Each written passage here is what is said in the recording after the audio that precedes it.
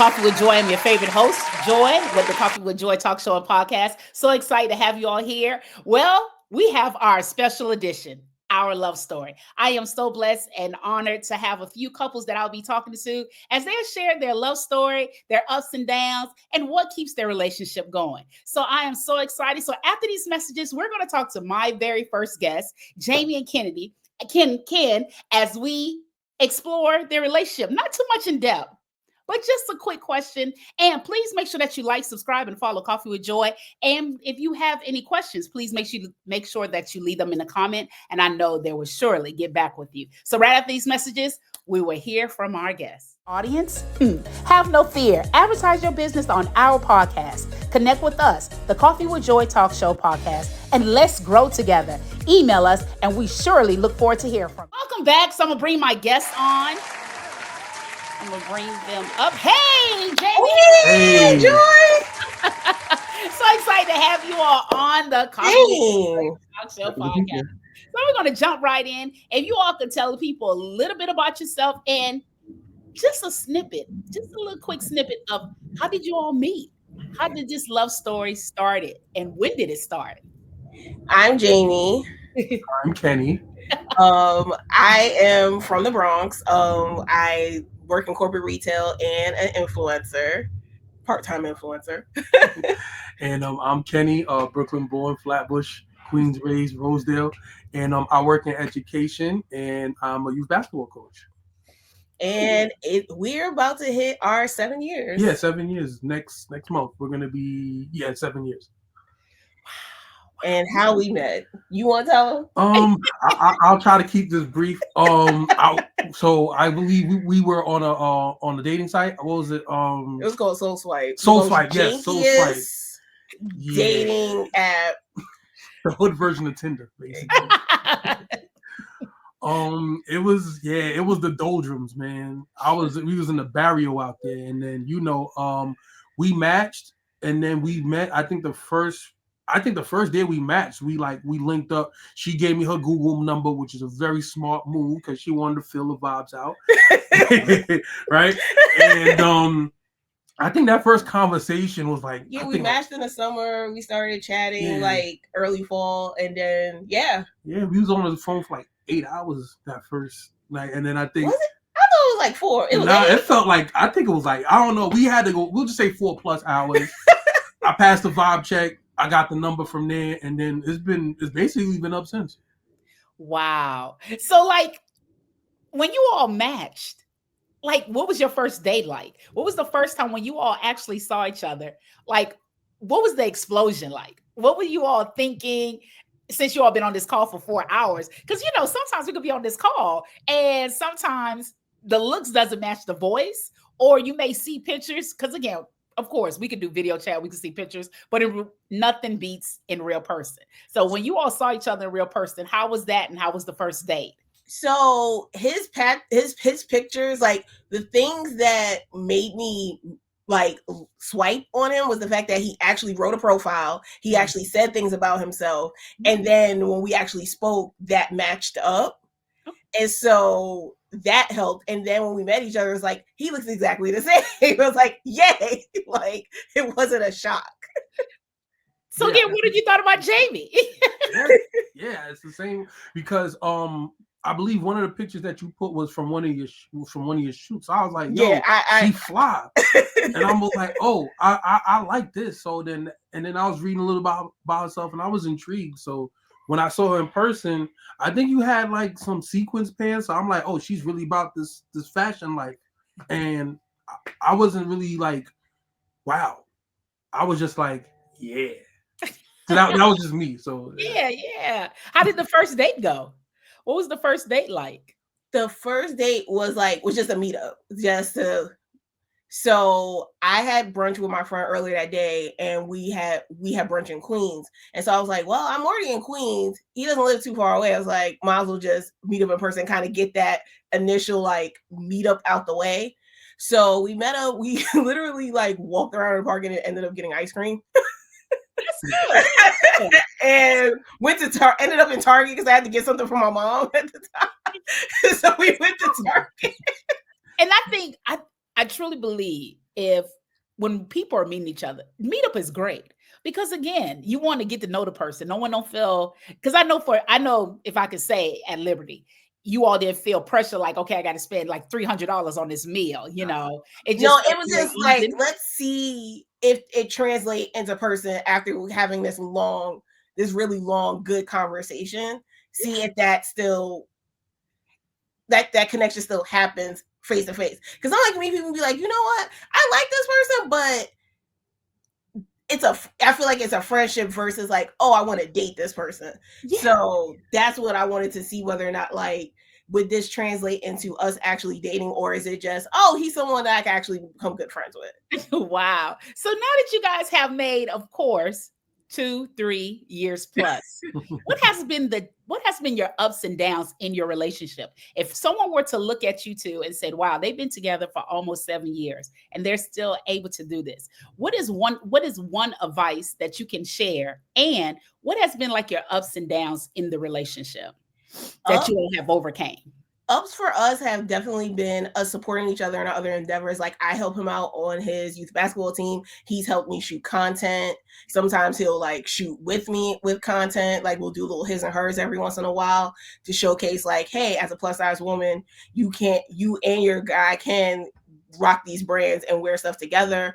So that's always been fun for us to do and work on that. But then in terms of like lows, us dealing with both losing our parents. So I lost my mom in 2020 and he lost his aunt who's raised him ever since he was younger. Like, it's been a year. So in 2023.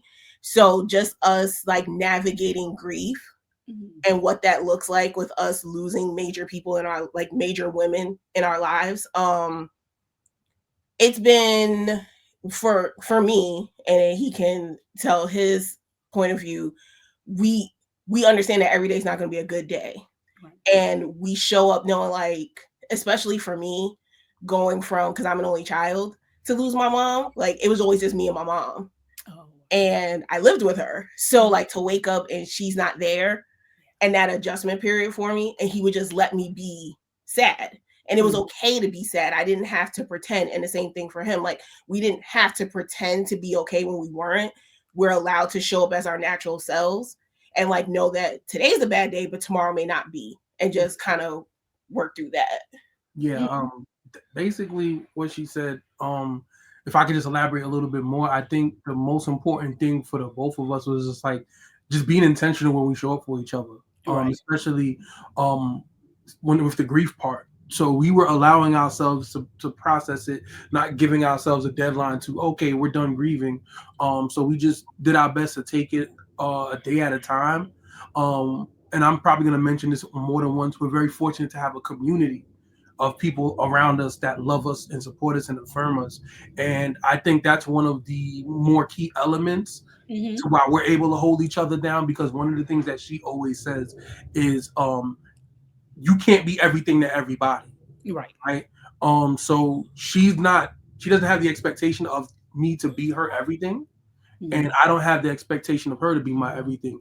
We have community as individuals, and we also have community as a collective. So that's one of the main things that helps us through the good and through the bad. You know, she has friends that she could call on and vent if I'm on one. And if she's on one, I have people I can call and just kick it with to just give her a space. So we're able to get back to meet to where we are. So I think that part is one of the things that helps us through some of the difficult periods. And I'm not trying to sound cliche, but I can't say that we've had our challenges, but it don't really feel like challenges because we put in the work every day. So when it's challenging, it doesn't feel like work, or it doesn't feel like a challenge. And if I was a couple listening, one thing I definitely would take from you all, you just allowing each other to have that moment. Because like you stated, there's no time on grief, right? As much as people want to say, hey, you should do this, you should do that. But again, there may be answers, but that may not be my solution. Exactly. I don't disagree with your answer, but that may not be my solution, because again, like I've always stated, people always have answers when they're not facing with it, right? Until when you face with it, you realize this answer is not the solution. You see, those are two different things. So I truly would take that from you all, where you're allowing each other to have that time. And I hope some couples would take that, allowing each other to have that time, because there's no date on grief. There's no expiration, and you may feel like you're okay, but something may spark where even when you may be by yourself, the moment may just arise. So I took that from, and I truly appreciate that, because you're allowing each other to have that moment, because at the end of the day, it's me dealing with that and you're allowing me to go through that. So I commend I love that. So like, I know you all have to cook, right? And as much, I am not a cooker and I'm a single woman. So, I tell people I'm a maker, right? I bake. Yeah, see, I'm a maker. I make sandwiches. I make salad. Right? I like how you said that. I'm a maker. I like that. I'm a maker. So now that you all live together and everything, who cooks? Who decides, okay, we have to have a balanced meal? Or do you all do that? Or what is something that keeps the relationship intertwined? What activities that you all do in the house? Like, I'm just using cooking as one. It may not be, but I'm just letting the world know for free, I am a maker. So dear Lord, if my husband's out there, hey, take me as I am. We have a little kitchen, so we can't cook together. It would not work. It can. So it depends. Some days I'll be like, I feel like cooking, and I'll cook something. There are days where he's deciding to cook. And then there's like every Thursday, that's a kind of tradition for me and my mom. Like Thursday was Chinese food night. So that still goes on here, that we get Chinese food every Thursday. During the pandemic, we were cooking a lot more because my anxiety was through the roof and I could not be around folks. Yeah. But now that we try to have date nights, we try to or we'll have a movie night, we'll order some food and watch stuff, or sometimes we'll just cook. It all depends. It depends on our mood, actually. It's not even like, oh, it's your turn to cook type of thing. Okay. We just be like, who feels like last week he cooked? I may cook today. It depends on how I feel. I feel you. But I'll immediately bake. Like, I'll just come out of nowhere and be like, you know what? I feel like some cake today. And I'll just start making a cake from scratch. Now, that I will do. Yeah, she's the baker. But in terms of cooking, like, sometimes I have to mentally prepare myself. Like, what do I want to make? Because sometimes I'm just not in the mood for everything. Gotcha. So what is your favorite thing to bake?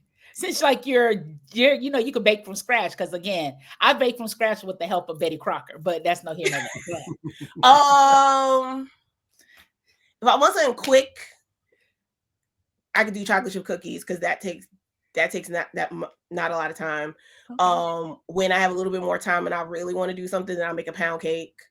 Okay. And then if I'm really I want cake, then I'm making a red velvet. Yes, red velvet. I love red velvet with nuts. I love red velvet. Oh my God. I avoid nuts because some of the people in the house, we allergic. Mm-hmm. So I try to limit nuts on the safe side, because one got this allergy, one got that allergy, because I live in a 2-family. Yeah. So on the safe side, we try to avoid as much nuts as possible. But we kind of got into that habit because of my niece, because going to school, she wasn't allowed to bring nut products like that. So we kind of got in the habit of not putting nuts on stuff. But now that you brought that up, I need to start incorporating that back into stuff, especially for talking to me. Yeah. You need the nuts. And so of course my family is island descent, right? So when I was a child, I grew up with red velvet with nuts. So I thought that was the norm. But as I got older, went to college, and I'm looking for red velvet, it was just red velvet. And I had to ask people there's no pecan. And they thought I was talking a different language. But people don't make it with nuts. They don't make it with any almonds or, pecan. They don't make it with anything. And then I'm just like, how?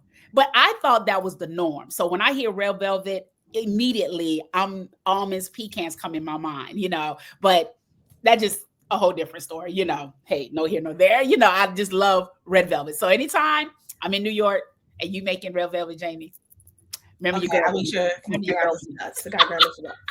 So now that, again, you guys, congratulations on being 7 years. That is tremendous, right? Especially nowadays, right? Sad to say, right? But Valentine's Day, you guys love each other 365 plus leap year or whatever, So Valentine's Day, that's when it's like letting the world know it's time to put on your love radar, hey, love, right? what do you all do on this day, or do you find it to be a typical day? It's a typical day because our anniversary is 4 days later. Yeah, so we skip Valentine's Day and we go straight to the anniversary. So what are you all doing for your big 7, if you don't mind sharing? Okay, so a little mini tradition of ours is that we try to get a pair of matching sneakers, and then we'll try to do a photo shoot, and then usually go to dinner. Yeah. Right? Yeah, it's real simple. Like we don't overcomplicate things. So like we also do sneakers during Christmas. We do Jordans for Christmas. Oh yeah, so we do Jordans and jammies. And then the day after Christmas, we usually go to one of our favorite restaurants, Mom's in Astoria, to commemorate the date that changed everything. Oh yeah, so our second date was like the one that's like, you know what, I really like this person. So we go to that restaurant every year to commemorate that. So little things that we do. So is it safe to say you guys are a sneakerhead couple? Absolutely. Yeah. Absolutely. I don't know if you know, we both got Nike sweatsuits. So, I see, yeah. You know, that's really been our thing. Like I always say, this is a hip hop love story because she grew up in Hybrid. She was literally 10 minutes away from around the corner from where Cool Herc threw the first party. And you know, I'm proud product of hip hop. So, you know, that's one of the things that like made us connect. So a lot of what we do, I think it's part of our aesthetic, it's part of who we are because we've grew up engrossed in the culture. So I always joke that this is a hip hop love story. So it's like we are definitely like a sneakerhead couple. Yeah. I'll say more so her than me. Because she always jokes when we get married, she's gonna be wearing sneakers. I'm Haitian, so I'm wearing shoes. So I got that, you know. So, but you're Haitian as well. No, I'm half Jamaican, but all my friends. So not to cut you off, Ken.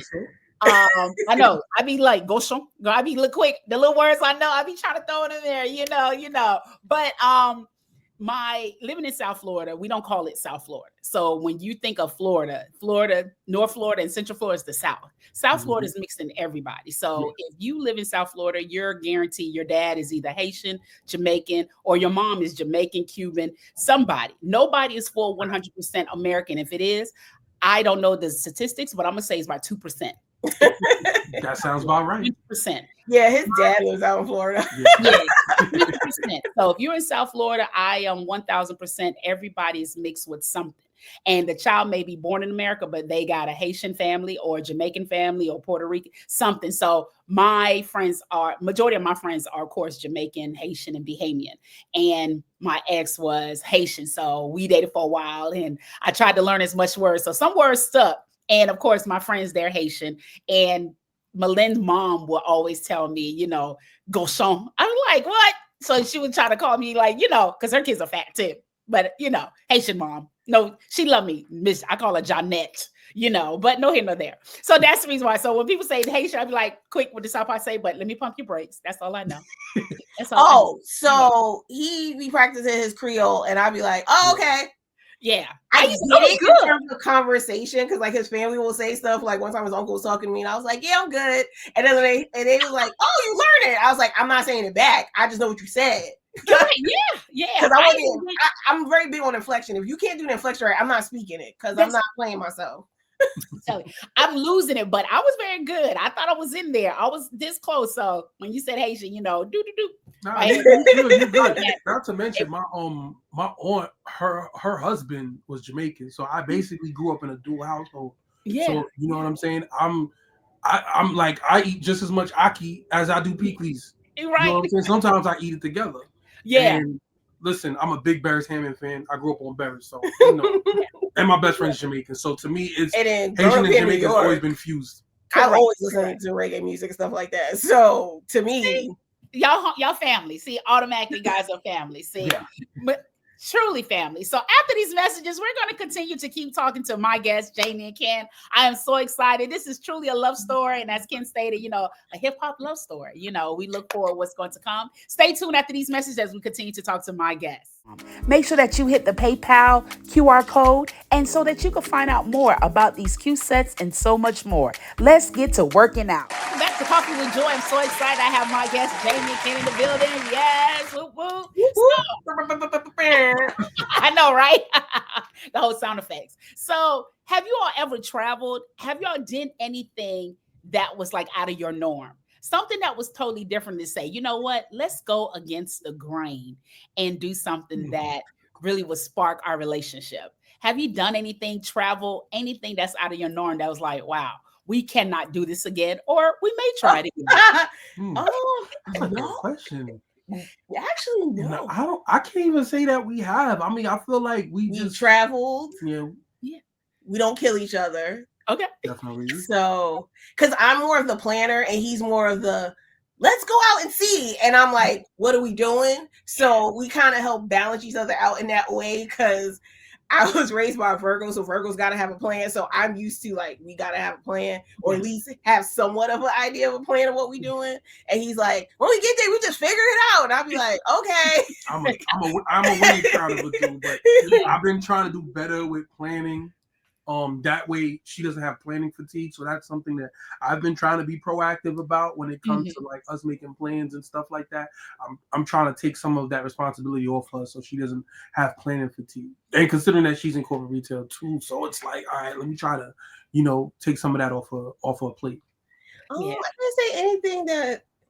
Yeah, no, we haven't left the country yet. Yeah, that's the only thing we haven't done yet. But we've gone to our friends' weddings, we've gone and visited friends. Like, we try to make it a mission to do one trip, and we go pick a city and we go. So like last year we went to Detroit to see our friends out there, and that was good because I've never been to Detroit. I really liked it. The food was good. Oh my gosh. It was amazing. I felt home. It was a good black time. Like, just a good black time. Shout out to the Coney on 8 Mile. They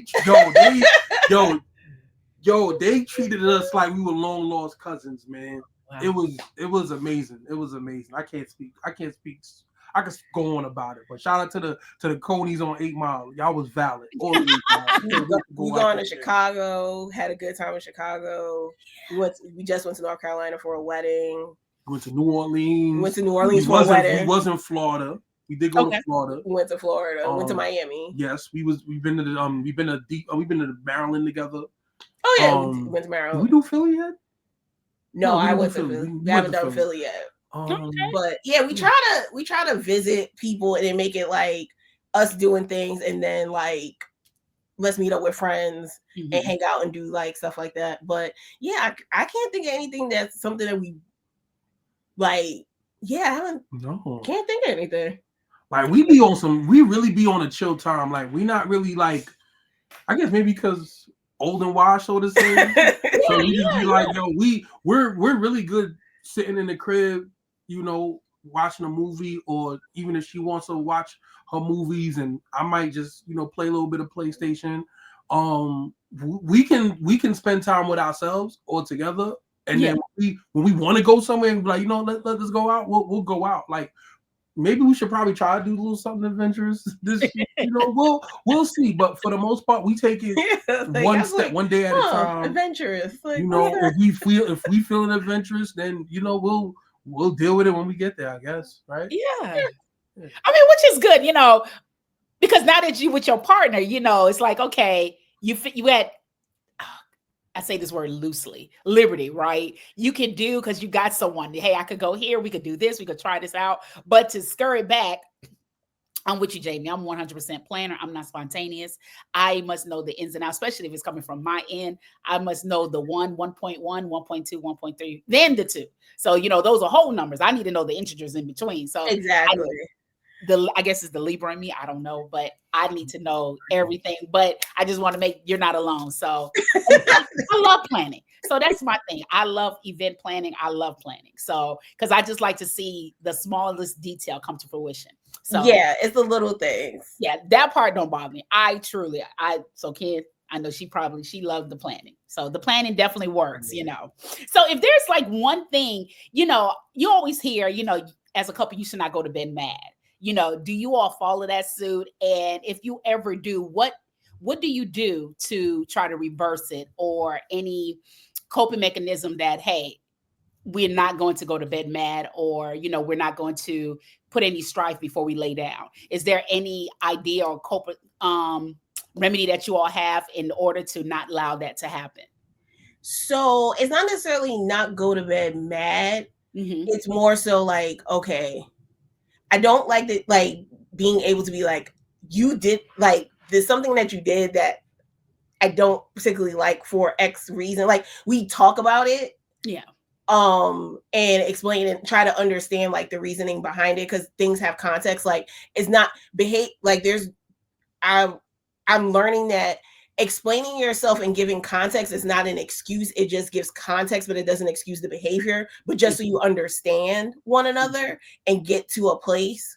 Like, I ask a lot of questions. So sometimes he's like, why are you constantly asking questions? And I'm like, I'm trying to understand your process. So that way, like, oh, you do it because of this. Yeah. And sometimes he look at it like, what? Just leave me alone and let me do it. And I'm like, no, I'm just asking because I want to understand it. Right. And so like for me, I was just like, that shows I care. I'm like paying attention to you and just want it. And he's like, just leave me alone. Like, I just want to do it. So just us understanding like between how we're raised and how we are as adults and how we interpret different things, because like we have different love languages. Right. So just understanding that and just being like, well, I'm coming from this place, and just talking about it. Like we've never had like major blowouts or anything like that. It's usually like, oh no, this is what I'm saying. Be like, oh, okay. And then it's like, and this is how I feel about it. Okay. And then it kind of just resolves itself in that aspect. But we always try to have the means of communication open. Yeah. And that's the biggest part, is that we're able to have like difficult conversations. Like, even if it's not necessarily like if we did something to each other, just if we have difficult conversations, like we sit and kind of talk about difficult conversations, like, okay, like with work or things of that nature. So like we can understand each other better in regards to how we handle situations, so that when we could talk about stuff. Yeah. The communication with us is always a two-way street. It's always open.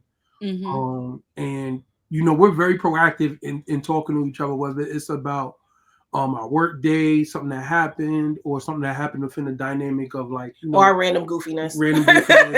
Even if it's like, I'm not gonna sit and be like, yo, I know what's going on with her friends or whatever the case may be. But then let's say there's something that's going on and she wants to get my 2 cents on it, you know, she'll share with me and vice versa.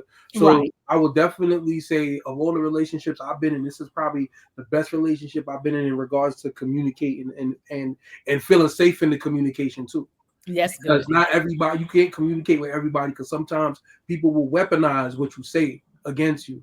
But I've never once have I felt that she's weaponized anything that I've brought to her. So in that sense, just that communication, and communication is work. Yeah. You know what I'm saying? I think because we both have the willingness to do that work, to communicate, that's why I think we're able to avoid a lot of the pitfalls that other couples end up dealing with. You know what I'm saying? We're not immune to it, but we're very proactive in trying to avoid it. That's awesome. That's a good key point that you put, you know, not weaponizing it, you know, really making sure that it's a true and authentic communication, you know, and not going to backfire, try to utilize my conversation in the future that may hurt me in a way that it should not. So that's great to hear. How would you all describe the word love in your relationship? For me, I've always felt love is a choice, and you choose to show up every day to make effort. Like, I don't feel like relationships are hard. They do require effort and work, and just understanding what are you willing to do. And that goes with anything, like any relationship, whether a romantic relationship, your friendships, your relationships with family. It's like it requires a bit of effort and genuine care. Yes. And so that's how I look at it in terms of love, is just really wanting to be there and showing up. Yeah. And see, and the reason why I ask that, because, you know, now, and again, today's society, we use the word like it's just like it's a conjunction, you know, and it, you know what I mean, and for, so we just use it unnecessarily, you know, and people really don't have the true meaning or haven't discovered their meaning, what their love is, right? Because again, love is truly a verb, and is you have to show this love towards me, you know, and eventually it's going to show up. how do you love me? You know, you could say it, but it does not equate to what is being seen or shown in our relationship.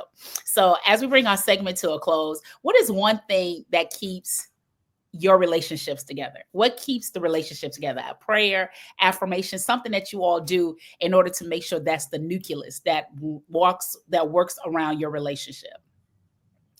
Just show up, like she said. Love is you making the choice to show up. So I think just us showing up for each other and just like being committed to this partnership. Not necessarily worrying about a power dynamics, because this is a relationship that doesn't run on power dynamics. Both of us have equity. Both of us, like, I call her my partner, because she's my partner. So I think that's one of the things that definitely keeps our relationship going. Also, like, back to community, we have people that around us that love us as individuals and love us as a unit, and whether they realize it or not, they are a part of what keeps us together. Yeah. You know what I'm saying?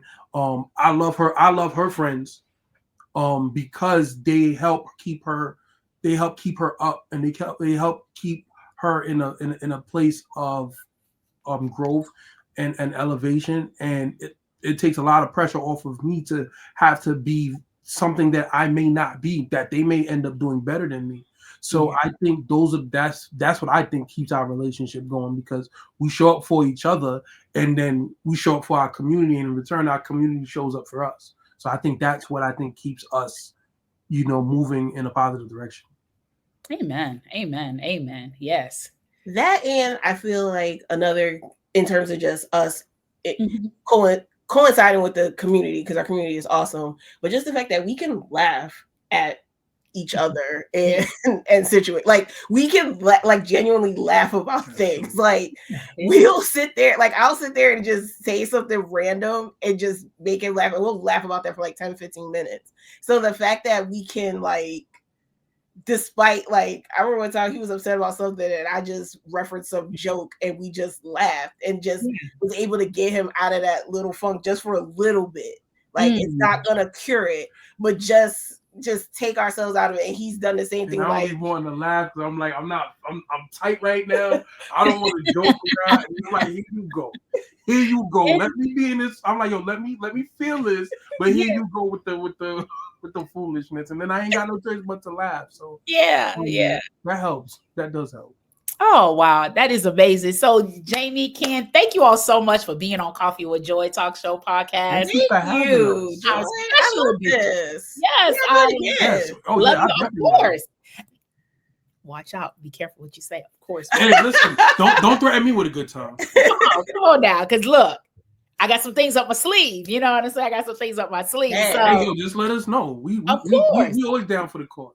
Awesome. Whoop, whoop. So thank you all so much. And keep in mind, please make sure that you like, subscribe, and follow Coffee with Joy. For this is our special edition, our love story. So keep in mind, if you have any questions for Jamie or Ken, please make sure that you put them in the comments. I know for sure they will surely answer. And if you'd like to patronize our company, please make sure that you follow the QR codes that stated or going right across our screen. And always, any amount will help to make sure to monetize our company. As well as just, if it's a weekend or a weekday, or it is a love story, it is Coffee with Joy. Until then, you all have a bless, and live on life on purpose. And see you all soon. Have a good day.